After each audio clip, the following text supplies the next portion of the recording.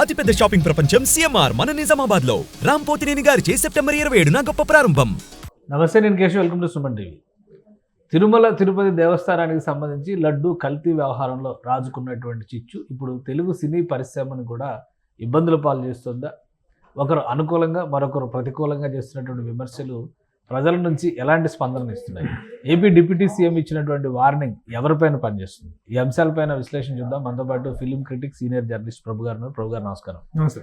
Cinema ఇండస్ట్రీకి సంబంధించిన అంశం కాకపోయినప్పటికి కూడా ఒకరి తర్వాత ఒకరు చేస్తున్నటువంటి వ్యాఖ్యలు ఇప్పుడు ఇండస్ట్రీలో కూడా ఇదొక వివాదం, ఇదొక చిచ్చులాగా రాజుకుంటుంది అనేటువంటి అభిప్రాయం కలిగిస్తుందా? పవన్ కళ్యాణ్ గారు ఇచ్చినటువంటి వార్నింగ్, మీకు బాధ్యత లేదా, మీరు మాట్లాడరా అనేటువంటి అంశం పైన ఇండస్ట్రీలో ఇంటర్నల్ టాక్ ఏంటి? ఇండస్ట్రీలో ప్రతి ఒక్కళ్ళు కూడాను దీని పట్ల పాజిటివ్గానే స్పందిస్తున్నారండి. ఎస్, లడ్డూ పవిత్రత గురించి, లడ్డూ పట్ల జరిగినటువంటి అపచారం గురించి ప్రతి ఒక్కళ్ళు కూడా బాధపడుతున్నటువంటి మాట వాస్తవం. చిన్న పెద్ద ప్రతి ఒక్కళ్ళు కూడాను దాని మీద సరైనటువంటి విచారణ జరగాలి, సరైనటువంటి ఎంక్వైరీ జరగాలి, దోషులుగా తేలినట్టు శిక్షించాలి అనేటువంటిది ప్రతి ఒక్కళ్ళు వ్యక్తం చేస్తున్న అభిప్రాయం. అందులో డౌట్ ఏమీ లేదు. ఎందుకంటే తిరుపతి లడ్డు తాలూకు పవిత్రత కానీ దాని తాలూకు ఔన్నత్యం అనేటువంటిది అందరికీ తెలిసినటువంటి విషయం. ఆ లడ్డు అలా చేతిలో పట్టుకోగానే ఒక రకమైనటువంటి గూస్ బమ్ మూమెంట్ అనేటువంటిది ప్రతి ఒక్కళ్ళు చెప్పులు ఇప్పి కళ్ళకద్దుకొని ప్రసాదాన్ని స్వీకరించడం అనేటువంటిది తరతరాలుగా వస్తున్నటువంటి ఒక గొప్ప ఒక ఆధ్యాత్మికమైనటువంటి భావన అది. అలాంటి దాని పట్ల అపచారం జరిగింది అనేటువంటి దాని మీద ప్రతి ఒక్కళ్ళు స్పందిస్తారు, గొప్పగానే స్పందిస్తున్నారు, చాలా ఇదిగా బాధపడుతూ ప్రతి ఒక్కరు. ప్రకాష్ రాజ్ గారు స్పందించినటువంటి విధానం మాత్రం కొద్దిగా డిఫరెంట్గా ఉన్నట్టుంది. పవన్ కళ్యాణ్ గారు కూడా అదే వాస్తవాలు, అసలు మీకేం సంబంధం, మాట్లాడాల్సిన అవసరం లేదు అన్నట్టుగా పవన్ కళ్యాణ్ గారు అన్నారు. ఎలా చూడాలి దాన్ని? నిజంగానే ప్రకాష్ రాజు స్పందించిన విధానం అనేటువంటిది ఇలాంటివి నిజంగా ఒక మతం యొక్క, ఒక విశ్వాసుల యొక్క దీనికే భంగం కలిగినప్పుడు, వాళ్ళ యొక్క మనోభావాలు దెబ్బతిన్నప్పుడు దాని మీద కఠినమైన చర్యలు తీసుకోవాల్సిన అవసరం ఉంది. ఇది ప్రతి ఒక్కళ్ళు కూడా డీప్గా ఆలోచించాల్సిన విషయము. దీని మీద ప్రభుత్వం స్పందించాల్సిన అవసరం ఉంది, చర్యలు తీసుకోవాల్సిన అవసరం ఉంది అని చెప్పి అంతవరకు దాన్ని ఆ ట్వీట్ని ముగించినట్లయితే బాగుండేది. ఇప్పటికే దేశంలో చాలా జరుగుతున్న అరాచకాలు, మీరు కూడా మళ్ళీ కొత్తగా అరాచకాలు సృష్టించద్దనేటువంటి రేంజ్లో అతను పవన్ కళ్యాణ్ కాదు రెచ్చగొట్టింది, పవన్ కళ్యాణ్ కాదు మొత్తం ఈ విషయాన్ని రెచ్చగొట్టినటువంటి స్థాయిలో ట్వీట్ ఇచ్చింది ప్రకాష్ రాజ్. అందులో డౌట్ లేదు. ఎందుకంటే అంతవరకు ట్వీట్ ఇచ్చాడు అనుకో, నిజంగా ఒక అపచారం ఇది మతానికే కాదు, ఇంకొక మతానికైనా సరే ఏదైనా అపచారం జరిగితే, ఇలాంటి అపచారం జరగటం అనేటువంటిది అందులో ఈ భారతదేశం లాంటి ఒక సెక్యులర్ కంట్రీలో ఇలాంటివి జరగటం అనేటువంటిది ఎంతో మత సామరస్యానికి పెట్టింది పేరు. నిజంగా ప్రపంచంలో ఎక్కడ కూడా ఇన్ని భిన్న మతాలు, భిన్న సంస్కృతులు, భిన్న నాగరికతలు లేనటువంటి ఒక సంకీర్ణమైనటువంటి సంక్లిష్టమైనటువంటి వ్యవస్థ భారతదేశంలో ఉంది. ఇలాంటి దాంట్లో ప్రట్లాడే ప్రతి మాట కూడాను ఆచితూచి మాట్లాడుకోవాల్సిన అవసరం ఉంది. ఇలాంటి సందర్భంలో ఒక మతం యొక్క పవిత్రత, ఒక మతం తాలూకు విశ్వాసాలు దెబ్బతిన్నాయి అనేటువంటి ఒక ఇది జరిగినప్పుడు మాట్లాడే ప్రతి మాట ఆచితూచి మాట్లాడాలి. కానీ అతను దీనికి ఇలా జరిగింది, ఇదే వేరే మతంలో జరిగితే ఊరుకుంటారా అనేటువంటిది తను ప్రశ్నించినప్పుడు ప్రశ్నించడం తప్పేలా అవుతుంది? ఈయన ఎలా ప్రశ్నించారు? పవన్ కళ్యాణ్ గారు సరిగా అర్థం చేసుకోలేదు. కావాలంటే మళ్ళీ ఏం అర్థం చేసుకోవాలి? ఏం ట్వీట్ మనము చదివాం, మీరు చదివారు, మేము చదివాం, దేశం అంతా చదివింది, ప్రపంచం అంతా చదివింది. ఏం అర్థం చేసుకోవాలి? ఇలా జరిగితే నిజంగా పవిత్రమైనటువంటి తిరుపతి లడ్డు విషయంలో అపచారం జరిగినట్లయితే అపచారం చేసినటువంటి వాళ్ళ దోషులను శిక్షించాలి, కఠిన చర్యలు తీసుకోవాలి అన్నంత వరకు నీ ట్వీట్ ఉంటే దాంట్లో అర్థం చేసుకోవడానికి అవకాశం ఉంది. అసలే దేశంలో రకరకాలుగా ఉన్నాయి, మీరు ఇంకా రెచ్చగొట్టద్దు అని కదా తను రెచ్చగొట్టింది. అది కదా ఎక్స్టెన్షన్. దాన్ని అంతవరకు ఎక్స్టెన్స్ చేసింది ఈయన కదా. అంటే రెచ్చగొట్టినట్ట, ప్రశ్నిస్తే రెచ్చగొట్టి. పవన్ కళ్యాణ్ గారు అంతకు ముందర చేసినటువంటి ట్వీట్, ధర్మ రక్షణ బోర్డు ఏర్పాటు చేయాలి, ఇవన్నీ కూడా రెచ్చగొట్టేటువంటి అంశాలు. మీరే అధికారంలో ఉన్నారు, మీరే విచారణ జరిపించండి, దోషులు ఎవరో పట్టుకొని ప్రపంచానికి చెప్పండి. అదేగా జరుగుతుంది అదే కదా, అది జరిగేటువంటి ప్రక్రియలోనే కదా తను మాట్లాడింది.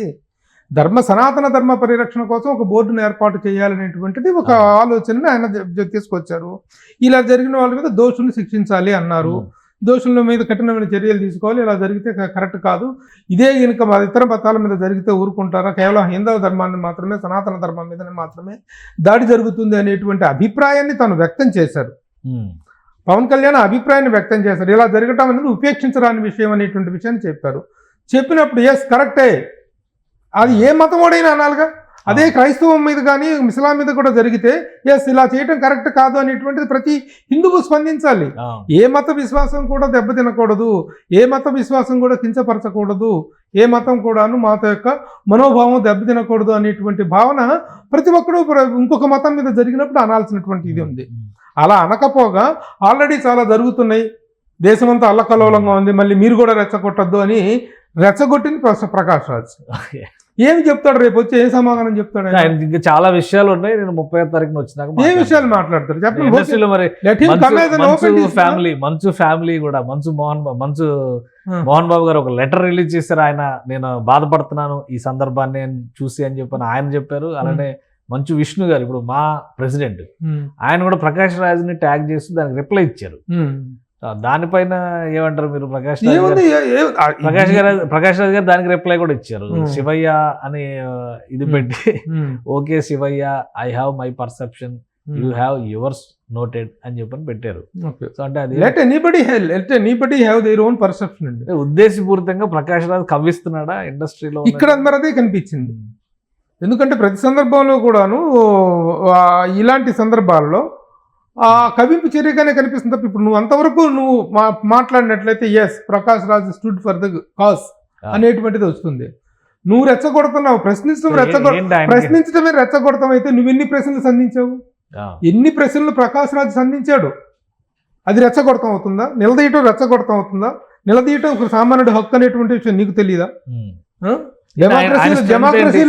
ఆయన స్ట్రెంత్ ఏంటి అంటే ఇండస్ట్రీలో ఒక వర్గానికి ఆయన నాయకుడిగా నిలబడేటువంటి ప్రయత్నం ఇది, లేదంటే ఆయనకు మద్దతు ఉందా ఇండస్ట్రీలో? అందరూ ఇప్పుడు నిన్న కాదు కార్తీ గురించి నిన్న పవన్ కళ్యాణ్ గారు ఒక స్టేట్మెంట్ ఇవ్వగానే ఆయన రియాక్ట్ అయ్యాడు, అపాలజీస్ చెప్పారు.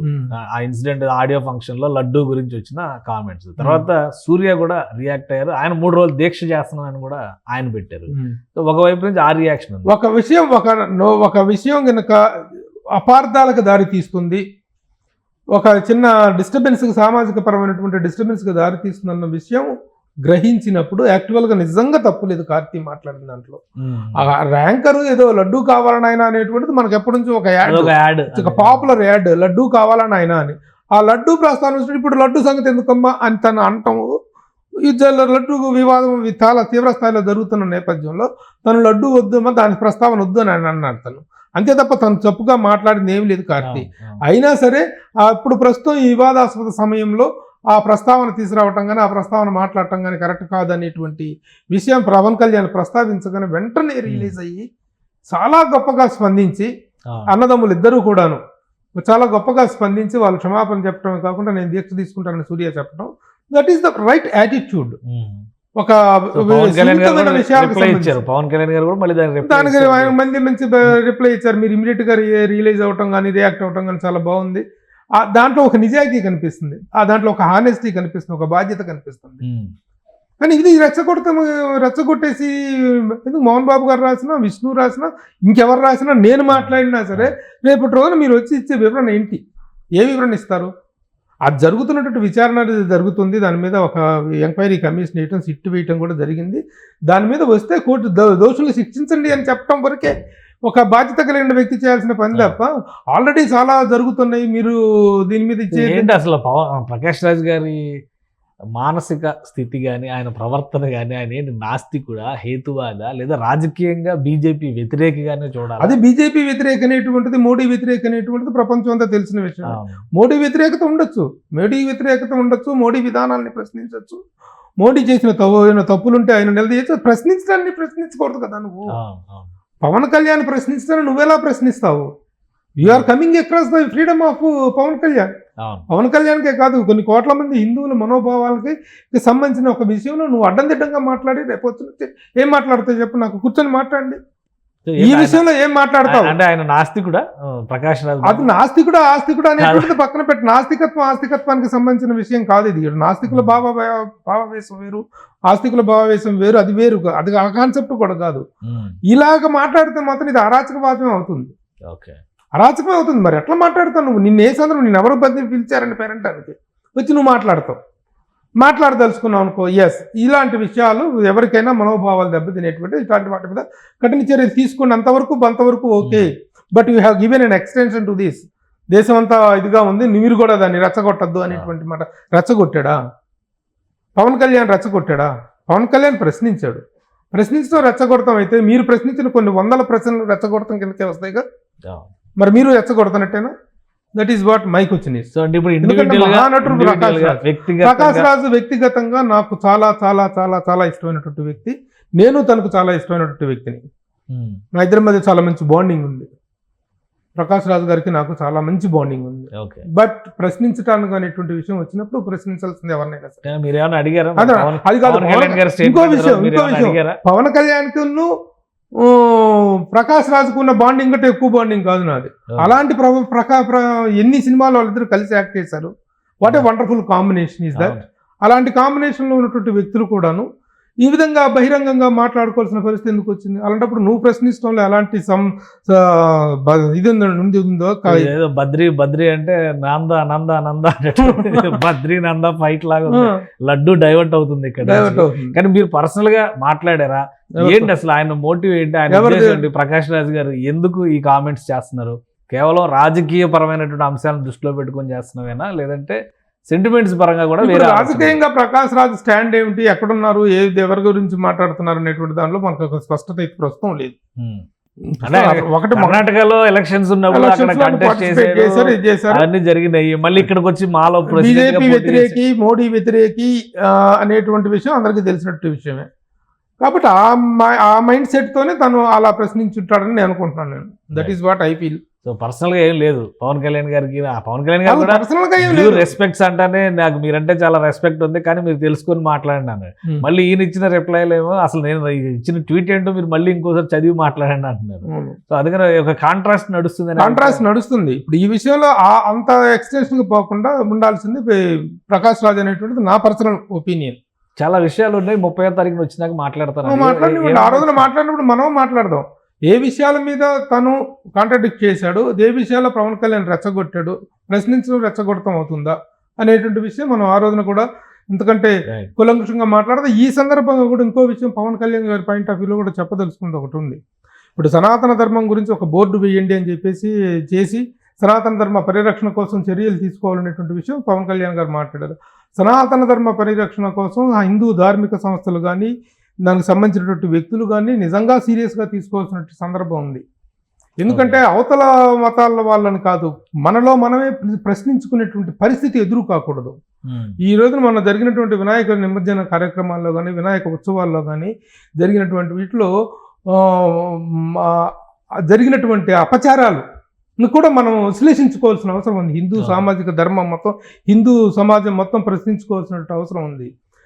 అంటావా మావా అంటావా అని మా పాటలు పెట్టుకొని డ్యాన్స్లు వేసి విచ్చలవిడిగా ఎగిరి గంతులేసినటువంటి దౌర్భాగ్య పరిస్థితిని మనం చూసాం.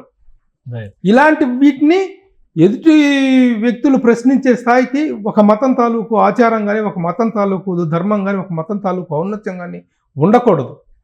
అలాంటి వాటి విషయంలో కూడా ఈ ధార్మికమైనటువంటి తను ఏదైతే బోర్డు సనాతన ధర్మ పరిరక్షణ కోసం తను ఎంత గుడి మెట్లని శుద్ధి చేసుకుంటూ వచ్చే ఒక అపచార దీక్ష అయితే తను తీసుకున్నాడో ఆ సీరియస్నెస్ అనేటువంటిది ప్రతి ఒక్కరిలో కలిగేటువంటి ఒక అవేర్నెస్ కావడానికి పవన్ కళ్యాణ్ మరి ఆ నిర్ణయం తీసుకున్నాడు. అది ఇంకా జరగాలి, ఇంకా స్ట్రిక్ట్గా జరగాలి. ఇలాంటి ప్రకాష్ రాజ్ లాంటి వాళ్ళు కానీ, ఇతర మతాలకు సంబంధించినటువంటి వాళ్ళు కానీ హైందవ మత ఔన్నత్యాన్ని ప్రశ్నించేటువంటి అవకాశం ఇవ్వకుండా చూడాల్సిన బాధ్యత ప్రతి హిందువు మీద ఉంది. ప్రకాష్ రాజ్ గారికి ఇండస్ట్రీలో ఎవరి మద్దతు అయినా ఉందా ఈ విషయంలో? ఏమి లేదు. 30వ తారీఖు తర్వాత ఇంకొక సీక్వెల్ చూసే అవకాశం కనిపిస్తుంది. ఇప్పుడు ఎవరి మద్దతు కోసం ఎవరు ఇప్పుడు దీని గురించి మొత్తం మద్దతు లేకపోయినంత మాత్రం ప్రకాశ్ అయితే చేస్తారనేటువంటిది కాదు. ప్రకాష్ రాజుని మద్దతు అనేటువంటిది ఎవరి మనోభావాలకు సంబంధించిన మద్దతు వస్తారేమో రేపు పొద్దున ఆయన వచ్చేసి ఆయన గొప్పగా స్టేట్మెంట్ ఇచ్చేసి ఇచ్చేస్తే ఇదే అపచారం వేరే మతంలో కూడా జరిగితే మీరు ప్రశ్నించకుండా ఉంటారా?